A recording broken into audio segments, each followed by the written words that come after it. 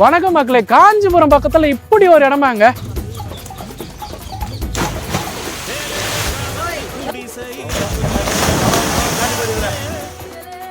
பாருங்க லொகேஷனை பாருங்க, வாழைத்தோப்பு நடுவுல ரெட்டை கிணறுங்க.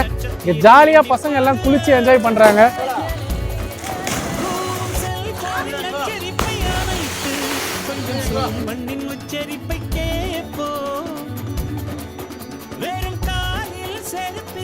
இந்த லொகேஷன் எங்க இருக்குன்னு பாத்தீங்கன்னா நம்ம காஞ்சிபுரம் பக்கத்துல இருக்க காவேரி பாக்கன்ற ஊர்ல இருக்க சேரி ஐயம்பேட்டையில் தாங்க இருக்கு.